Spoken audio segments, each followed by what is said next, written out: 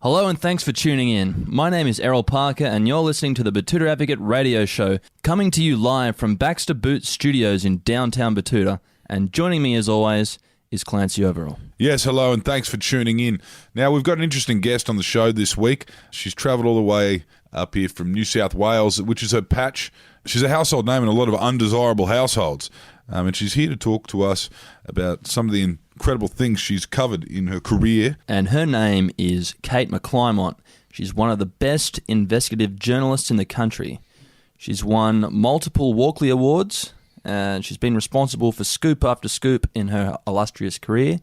From the Bulldogs salary cap scandal in 2002 that changed the face of sports administration in the country, to the revealing of the unbridled corruption in the New South Wales state political system. She's got some incredible stories, Clance. And don't worry, if you were one of the listeners in town tuning in on Desert Rock FM, she's not up here doing any digging. She's actually visiting some family in the Channel Country and stopped by to talk to us about all manner of things, including the recent raids by the AFP that shocked media in this country. Yes, those raids, which hit our very own offices up here and looked an awful lot like an attack on democracy, and it's drawn fierce criticism from many in the Fourth Estate and around the country. We certainly weren't impressed by those jackboots kicking down our doors here at the Betoota Advocate newsroom, and I had to snap my laptop and phone clean in half. I've lost a lot of important documents, Errol. And a lot of people are wondering if a certain jackboot enthusiast from Dixon had anything to do with the intimidation of journalists. Yes. It's not beyond the realms of possibility. So, Mr. Dutton, if you're listening, time to kick off the jackboots and throw them in the bin, mate. Because, as our listeners will know by now, our good friends at Baxter can sort you out with some decent, honest Aussie boots that won't make you want to infringe on the freedom of the press. Yes, and to our friends at the AFP, we'd also like to extend that invitation on behalf of Baxter. So you can swap your jackboots out for a pair of Baxters. You can head down to their new flagship store in County Barnaby, in Tamworth in New South Wales' New England district, or as always, you can find them online at baxterfootwear.com.au. Now, we've got our guest patiently waiting, so we'll get on with the show.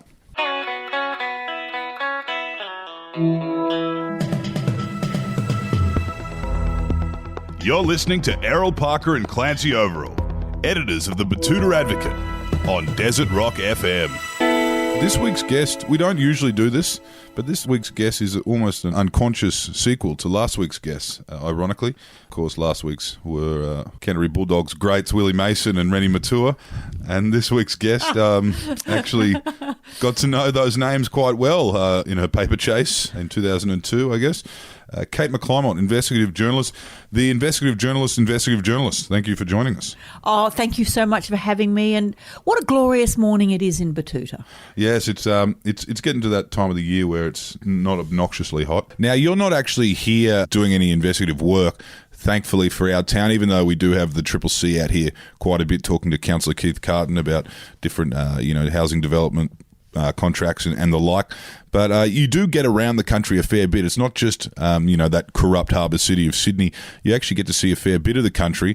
Like, are there hot spots you find across the country? Well, I remember once going to Griffith, which still has the unsavoury reputation as the mafia capital of the world. Anyway, I had just checked into the glorious Econo Motor Inn, and I literally put my bag on the chenille bedspread when my phone rang, and it was one of my mafia contacts from Sydney who said, "I hear you're in Griffith." I thought, I've been here like 10 minutes. Really? And they knew that I was in Griffith. What, in 10 minutes rolling into town and checking into a motel?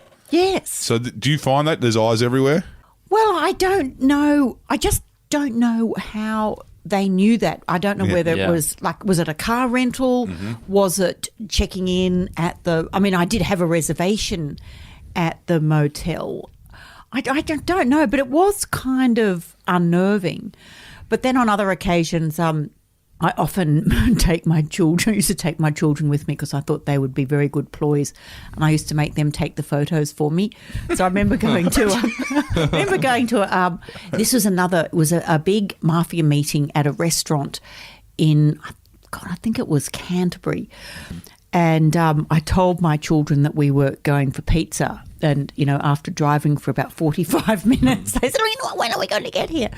Anyway, so I said, now, you take photos. Now, see those men over there? Just try and get them in the background. And I had my sister-in-law with me, and she said, but what if they see us? I said, they won't suspect. 2 women with children. Yeah. So we got some very good photos, all taken by the 10-year-olds. Wow. So it's a family affair. Oh, absolutely. You could have gone into anything by the sounds of it. You could have maybe been a great politician. We have done our research on you. We've kind of played the Kate McClymont role and found stories about you busking in King's Cross. Oh, look, yes, this is when I was a university student, and I have absolutely no ability to sing, dance, do any kind of artistic interpretation, but I can talk. Yep. So my busking booth was questions answered 40 cents, arguments 50 cents, and verbal abuse $1.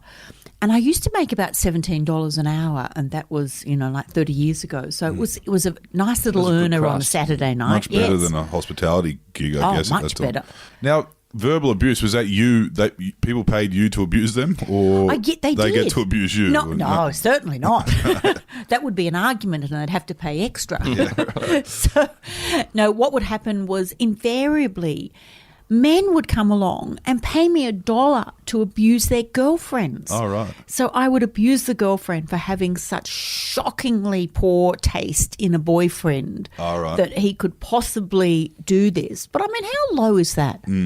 But when people did want to, put their 2 cents worth in, I'd say, look, if you want to argue about it, you have to put in 50 cents. So, you can earn a bit on the side, so to speak. So that was King's Cross in the like right back in the day. Pre-lockouts. Porky's Love Machine, the Bada Bing. Yeah. So I guess it's changed a bit since then, hasn't it? I mean, look, it's dead. Do you ever walk through it now and just kind of wish it was back to absolutely how it was, or is it nice and I clean remember going to meet contacts in King's Cross, and you'd go to the cafes and you'd go to put sugar in your coffee, and you'd notice the sugar was falling through because they drilled holes in their teaspoons so people couldn't steal them to use them to shoot up. All right. So it was. That's intense. That's a state.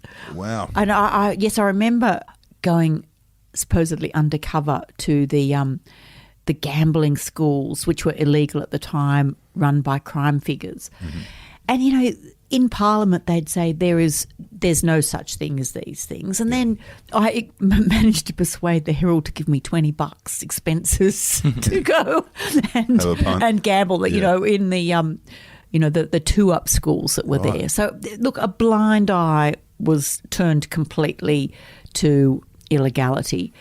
But one of the other things, when I first started at the Herald, this is when the Herald had a massive empire, and we had the Northern Herald and we had the Eastern Herald, which was a weekly insert into the main paper. Anyway, so I was given the job. I had to be the society reporter for the Eastern Herald, which was so dire because, the same week seeing the same people, air kissing at functions. So I decided that, look, we needed to get a little bit further afield. So one night we went to I think it was the Wednesday night dogs at Wenty Park.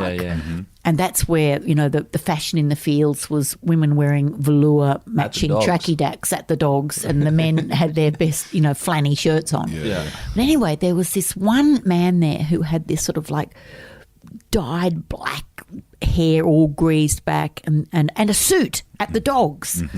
Well, that's made him stand out. So I sort of followed him, and I could see that he was winning all the time. So I started doing what he was doing, and it turned out he was Rex Buckets Jackson, the Minister for Racing. And then as Minister for Prisons, he went to jail for accepting bribes to get prisoners out of jail early. So here he was, obviously getting tips on the rigged races at the Wednesday night Wenty Park dogs. So he obviously went down to Cooma, At the, I think he was in Berrima, actually. Right. yeah, which is now closed, isn't it? Yes, he was. Yeah. In fact, he was well known for making clocks while in Berrima Oh, really? jail. You could get a bucket clock, handcrafted by the former prisons minister. There wasn't really a care in the world then for a racing minister to be sitting at Wenny Park No. all evening, Oh, it seems winning not. every bet he put No. on. Is that kind of how you fell into investigative journalism? You're Yes. just like, this is too easy? Well, then a couple of weeks later, I got my first death threat. All right. Because I decided that it would be good. There was one of the major organised figures at the time was a guy called George Freeman.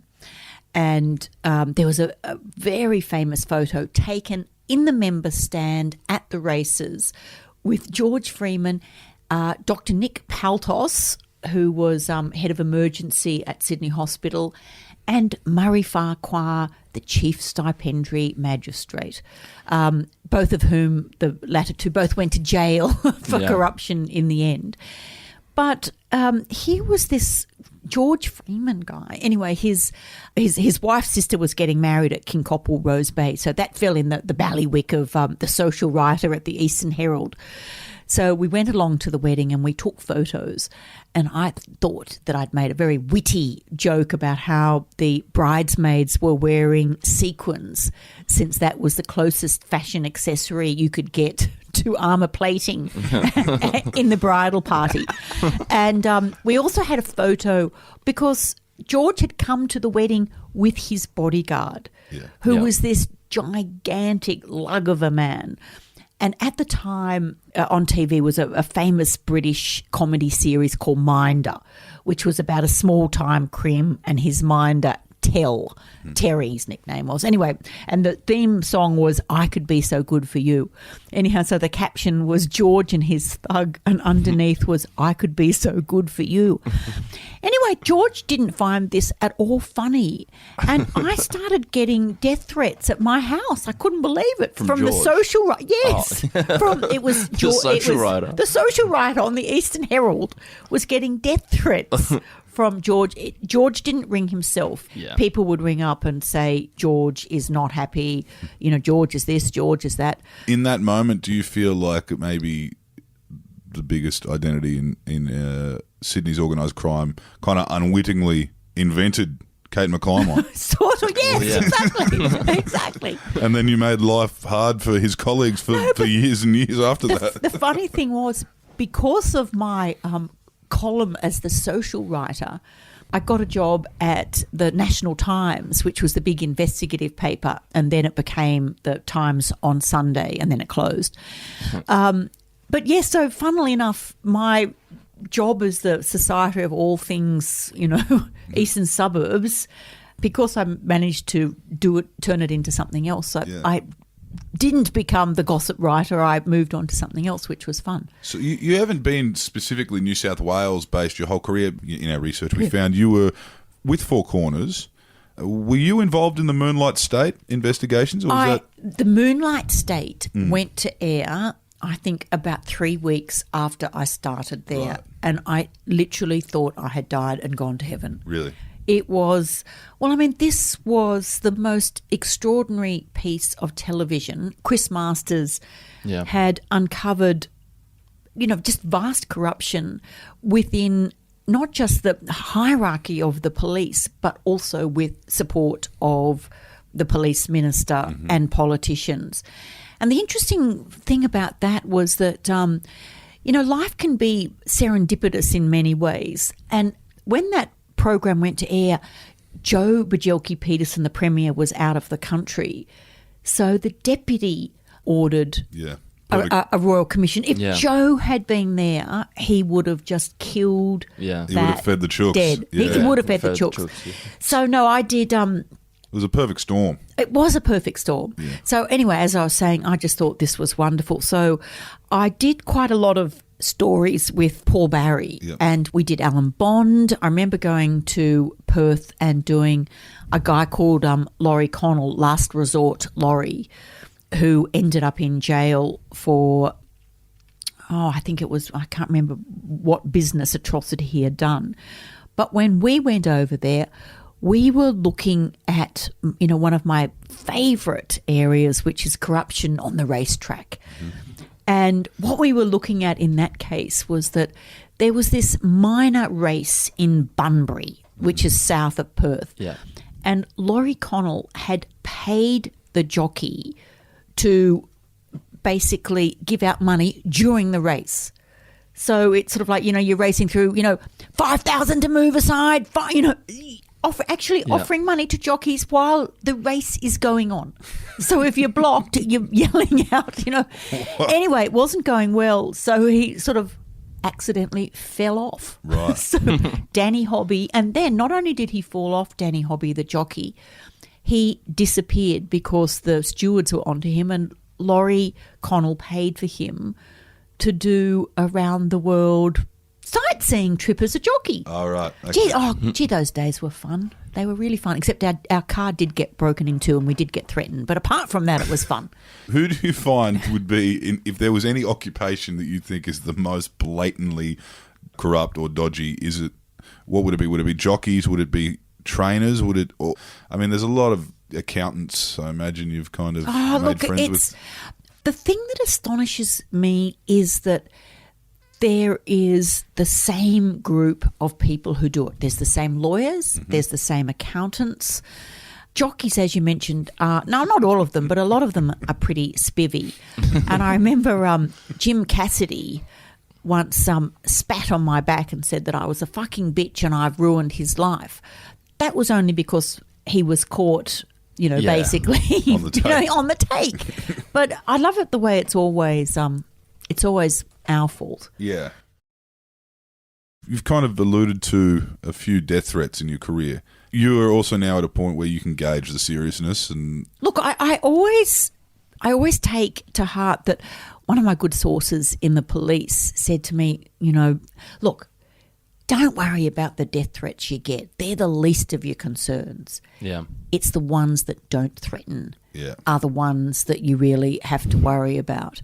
And look, my view is that... That's vague. I know, no, it is, because, if they're, how do you know? But my view is that if somebody really wanted to kill you, they could. Mm-hmm. Yeah. It's not really that hard. It's not really. So I just think, why worry? Yeah, exactly. And I think it would be very bad for business. It would be. Yeah. And the worst thing, though, is defamation threats are so much worse than death threats. Yeah. Well, they're expensive, as we've seen, in recent months. Have you guys ever had one? Oh, I've had a few. Yes and no. Yeah, cease and desist type scenarios. Nothing ever serious, I guess. Yeah. Can I ask who from? Cricket Australia, Sportsbet.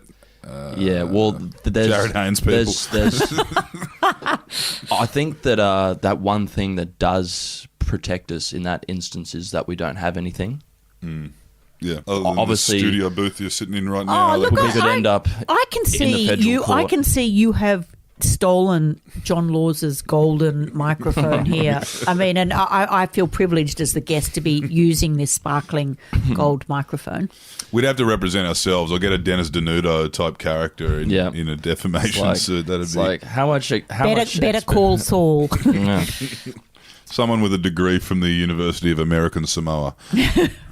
So you've obviously experienced quite a important time, especially in investigative journalism, where we've seen a shift away from a paper trail into an online type trail. And we've seen at News Corp now, they've started to sack a lot of their older journalists who don't know how to use a computer. I think everyone knows how to use a computer. Well, yeah. Well, except for Kenneth Hayne, the head of the Royal Commission, he didn't. We've seen that News Corp is starting to get rid of all their traditional print journalists. How have you stayed ahead of the bell curve? What skills have you got that they don't? I think one of the best things about the job is learning how to do new things. Yeah. Like I love doing, learning how to do geolocation. Like, yeah, right. I love it. Yeah. And I just think all the things that, that the data mining that you can do and the things that you can find out. I went to see All the President's Men last year, in the wake of the, the Mueller inquiry. And, of course, that was about the Watergate scandal. And that film was made, I think might have been was it in the early 80s or the late 70s? Anyway, not long after Nixon, the whole, Nixon Watergate thing had happened. And what it reminded me of was that the major tool of an investigative journalist was the white pages of the phone book. Yep. Really. And you forget how much information is now available. I remember in the Four Corners office, we used to have a whole cupboard of white pages from all around Australia, and that's how you would find people. Yeah. You would ring up every single person with that name because everyone had their phone number listed. Yep. And not only did they have their phone number listed, their address was listed with it. Yeah. So in some ways, it was much easier to find people because everyone was in the white pages. But even then, if you wanted to find out what directorships people had of a companies, like if they were hiding their assets through the companies, you had to know the name of the company. And you think, how ridiculous is that? How do I know? Mm-hmm. And the only time I ever got lucky with that was you had to go in person down to the Australian Securities Commission, as it was then known, and you had to fill out the form. And there was this one union boss that was supposedly on the take, and someone said, "Oh, look, his greatest love in his life is his greyhounds." So I got a list of all his greyhounds and went down to company's house, and I remember that his champion greyhound, Pied City, was the one that was the name of the company. So right. So I did get lucky once. Oh, you just looked up the name of his greyhounds. All of them. Yeah. And there was one. What a tragic I know, but now, and to think that now you can sit at your desk and do all these things. And I think we don't get out of our office as often enough as we used to because everything is at your fingertips. But it's incredibly hard for freelancers to do this because every company search costs about $26. Yeah.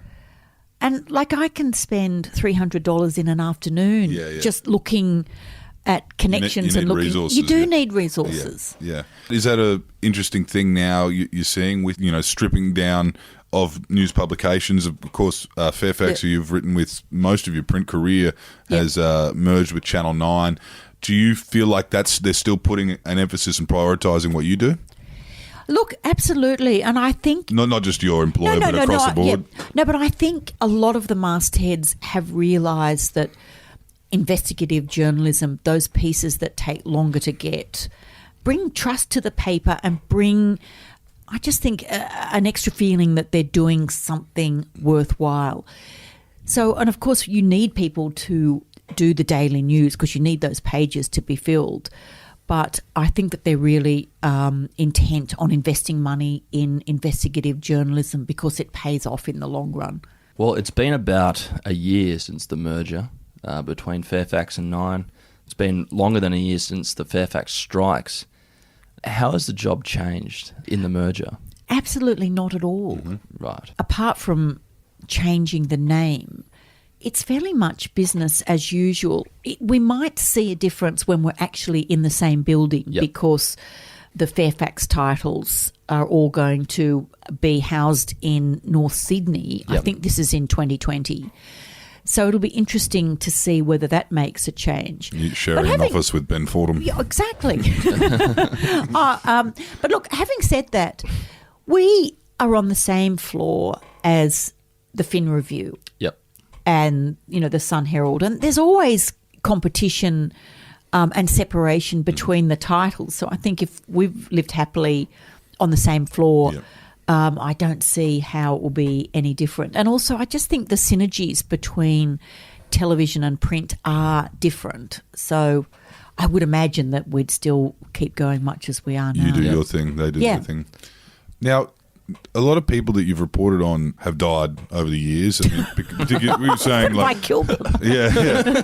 Well, yeah. Well, it's kill or be killed. Yeah, they've either died as a result of their trade or, you're only a young gun when Moonlight State happened. Now that a lot of those people are dead, can you say things about them? Like, for example, if I were to ask you right now, if you think Sir Joe was in on the joke. Oh, absolutely. Yeah? Do you reckon, do you reckon most of that Sir Joe government would have known what was happening with the syndication and the money and the bribes? Look, I don't know. I don't know how widespread it was known, because the more people know, the more they put out their hand. So often it's advisable to keep those things close so you don't have to share the proceeds. And of course, the more people know, the more chance there is of it all coming undone. So you do try to keep those things into a little controlled entity. Now, yeah, obviously the defamation suits are a big worry for someone in your kind of trade. They don't really exist when someone dies. And there's a lot of people that died with a lot of secrets across politics in this country, business and politics. What about, say, is there anyone you can spill the beans on? Anyone? What about Neville Wran? What can you tell us about him? Oh, don't get me started. One of the things that I found most interesting about Neville Wran was the fact that he managed to make appointed to police commissioner, who was little more than a police constable. He might have been inspector. And the next thing we know is that Merv is the police commissioner. And I don't know. Didn't go too well from there. Was Merv a Balmain boy too? Because Balmain boys don't cry. No, I can't remember whether he was a Balmain boy, but they were interesting times. And there were other really interesting things too about the Lionel Murphy, who was the Attorney General and was then appointed to the High Court. And of course there were those famous, what became known as the age tapes, were the police phone taps of organised crime figures. And they found there was this complete racket between lawyers and politicians and organised crime figures that was just going on. And Neville Wran wasn't on those phone taps, but he was referred to them indirectly, and that's where he got his nickname Nifty. Yeah, right. Because that was what he was referred to, was Nifty Nev. So, he knew people who were on that tape, and there were references made about him. Not specifically that he was, taking money, but no, just had interesting associations. Well, we have seen on a state level how effective organisations like the CCC and ICAC can be. Do you think we'll ever see a federal ICAC, or is that a swamp that's just no? Too murky? I think that we will see a federal ICAC, as long as it's not the ludicrous model that the coalition currently have proposed. Right. No, it's silly. Toothless it has. tiger. Oh, well, okay. Why would you have an inquiry that has no public hearings and the public can't even make a complaint?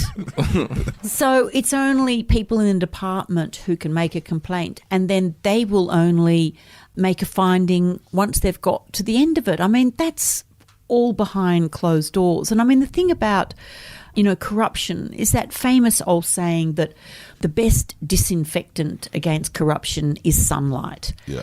And I think a lot of people don't understand about the New South Wales Independent Commission Against Corruption. A lot of the coalition claim it's a star chamber. In fact, what happens is that they have private hearings beforehand to ascertain what they're likely to find, what people are going to say. So it's only after that process has been gone through that they then go to a public hearing. So they already know what's going to be there. Yeah. So I think for people to say that, all it does is ruin people's reputations, that is just not true. Yeah. Anti-corruption bodies tend to have a bit of a process. Australia loves a royal commission, and it seems to be the only way to hold power to account outside of the work you do. But even the work you do now is being tested. Can you tell us, as a journalist, are these AFP raids as scary as people are putting out there? Does it feel like they're trying to turn the newspapers of this country into toothless tigers as well? Look, it's hard to know what they're trying to do, because the federal police or the New South Wales police or any police will not investigate unless there's a complainant. I mean, that's leaving aside things like, murder or a crime such as that. For instance, if we do a story on sexual assaults or something like that, unless one of the people we write about goes to the police aren't going to investigate just because we wrote a story. Mm-hmm. And it's the same with these. Someone has had to complain to the police in order to do an investigation. Now, in some cases, it appears that Departmental Chief Mike Peluso was the one who complained, but they don't operate in isolation. I just think it's really a little bit beyond belief for the government to say we didn't know. Now, they might not have known the specifics of the raid, but to claim they didn't know that investigation was going on, I just find that a little bit hard to take. But I don't know who was doing public relations on behalf of the federal police, because you have to think that they are just doing their job. Yep. They are enforcing the law. It's up to governments to change the law. But to do consecutive raids on the two biggest media outlets in the country, News Corp owns 70% of the newspapers in Australia and the ABC as well. Like, to do those in separate days just provided a uniting front on behalf of the media, because I wonder if the ABC had just been raided, so I don't know whether news would have been quite so vocal. But socialists get raided every now and then. So I do think it was kind of a reverse masterstroke that the AFP did them in consecutive days. Yeah. You think that was kind of like they were taking into account political spectrums? No, look, it could more have been just, our two digital guys who are good at downloading, they're available on these 2 days. It could be as simple as that. Often when you think that there's a major conspiracy, there actually isn't. But I just think it was very ill thought out on their part to do these, together. When do you think was the scariest time in your career to be a journalist? I don't know. I do remember once the New South Wales police were coming to raid me and they were rung up. They had to ring up from downstairs to get through security, and so then I just put all the files on somebody else's desk. So there was nothing there. Look, I don't know. Move it over. Yeah, just move it over. Where are the files? Where are the files? Oh, I don't know. I think defamation-wise, it has never been as bad as it is now. Yeah. I mean, it is just – I started off this year with 5 defamation cases, and I'm down now, I think, just to 2.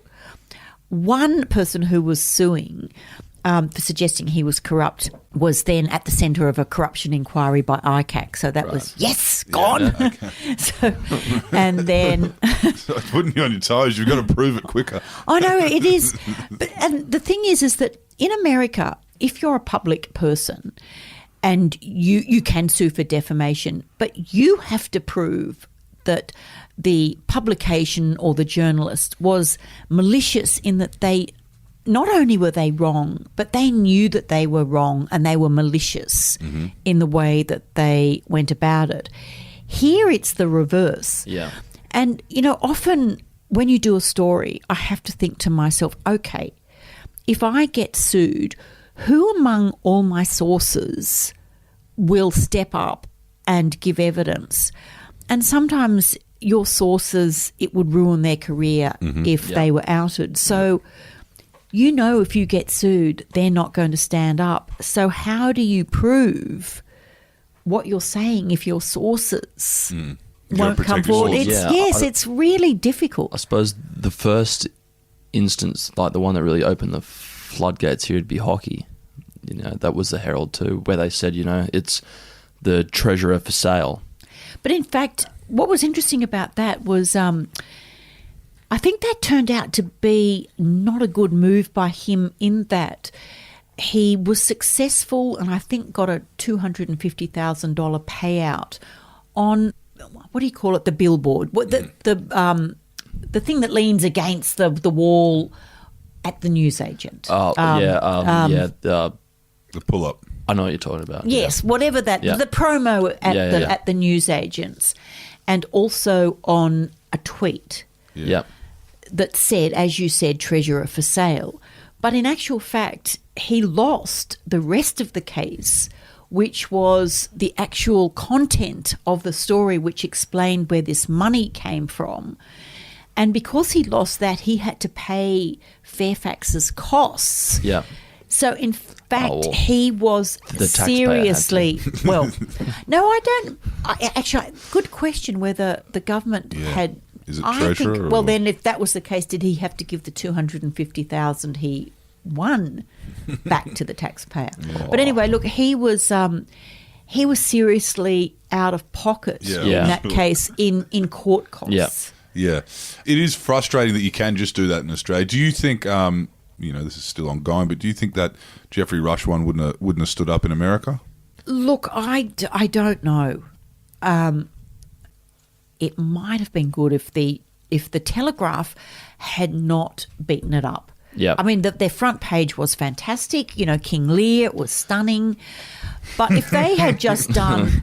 But it was a slender story. And if Yeah. they had just put the story on page 9, complaint received by Sydney Theatre Company, I think that they could have got away with it. But I just think that they got caught up in the whole Me Yep. Too thing and hadn't done They wanted to get the their, work. They wanted to get their drop. They wanted Yeah. their big fish. Yeah. Yeah. Now, you've covered a lot of things in your career. There was, as we mentioned, Canterbury Bulldogs. Obeid. Yeah. You spend a lot of time out in that part of Sydney anyway, don't you? Obeid, you stumbled across. It stumbled across me, Yeah, really. Oh, yeah. no, it was just that funnily enough, in 1999, two guys from Balgowlah in Sydney's northern suburbs contacted me and said that they'd had this visit by these two Obeid boys saying, could they have their contract. They had a contract. These people had a contract to manufacture street poles for the city of Sydney, and the Obeids wanted the contract. Mm-hmm. And they said, we'll give you the Olympic contract. And they said, well, how are you going to do that? And they said, our father is Eddie Obeid. They dropped that And in their they first said, meeting with this guy. they said, never heard of him. And quite frankly, I'd vaguely heard of him, but he was a backbencher.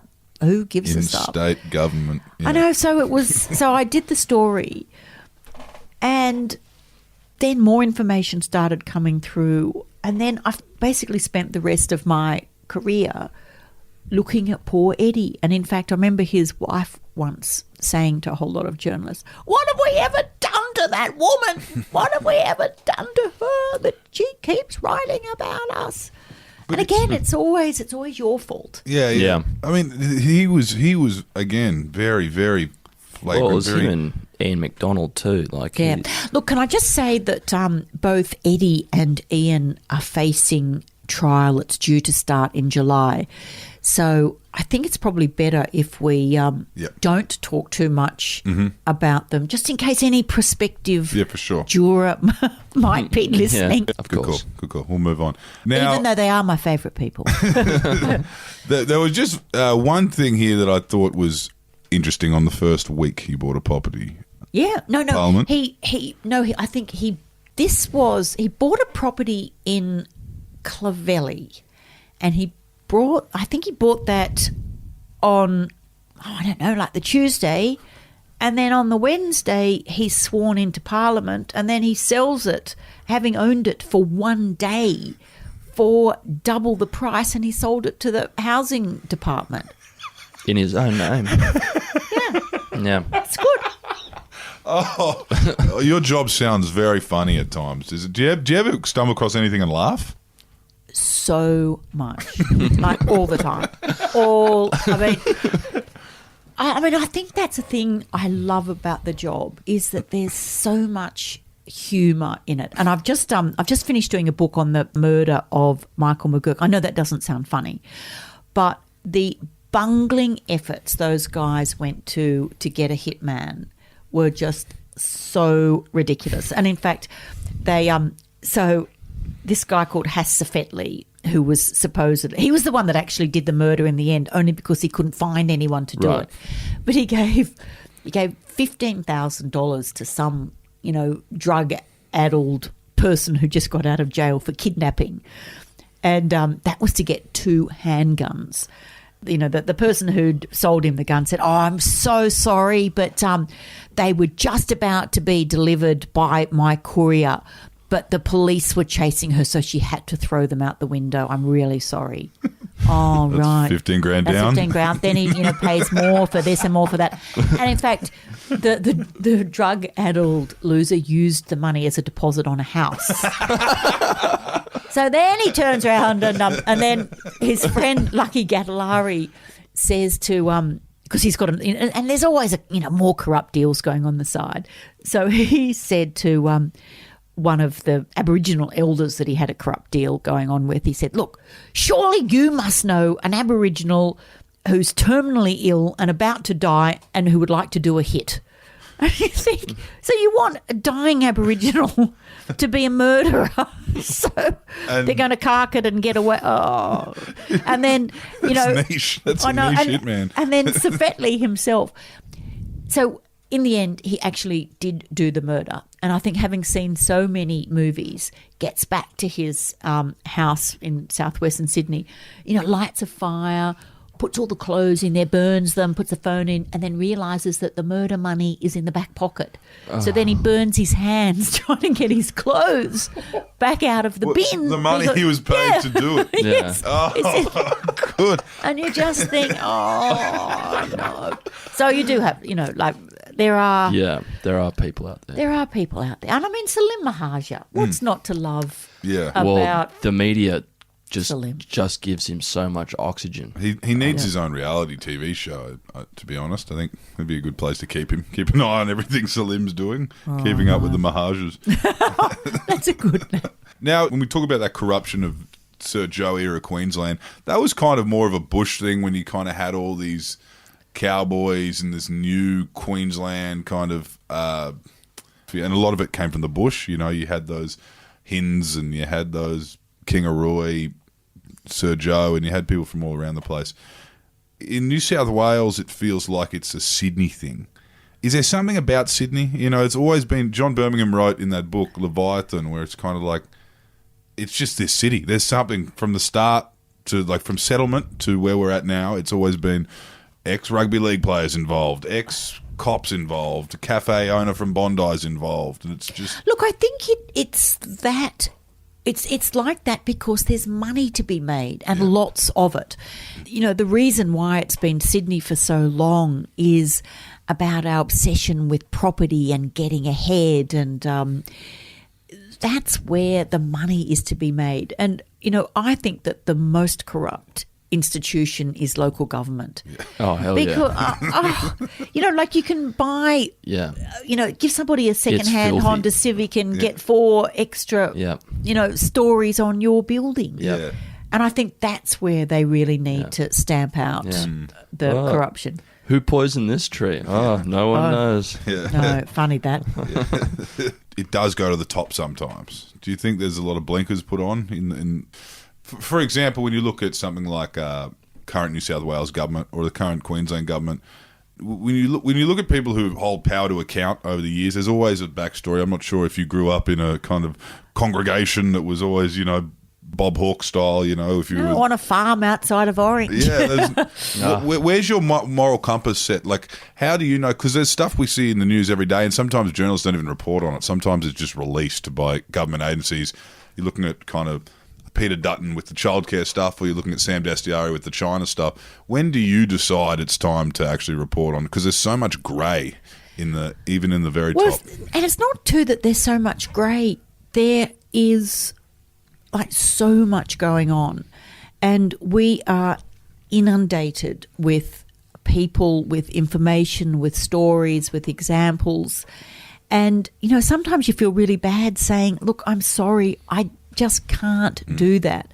And I think you develop a feel for what might be good, but sometimes there's just not the evidence there. It's there, but how are you going to prove it? Mm-hmm. Or someone tells you something and they say, I know for a fact that X has taken money.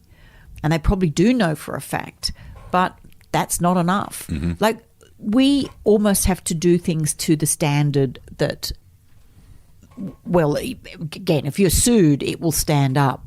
So you have to prove on the balance of probabilities that what you're saying is true. And you have to have supporting documents, or you have to have somebody prepared to go into the witness box. I think people think we just run things, willy-nilly without having gone through everything.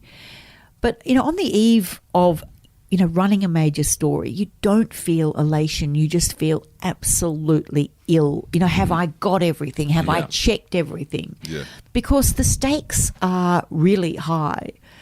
And, you don't want to be in a defamation suit. No. So what you're saying is you're not out to get anyone. There's no character assassination. It's just when you're overwhelmed with stuff about something, you've got to write on it. Well, sometimes you might just have a snippet of a story and that's enough to do something. And it's funny how you can do a single story. Like, I did a story back in 2006 on this fraudster whose name was Matt Simons, who had fleeced Kambala parents of a total of $5 million.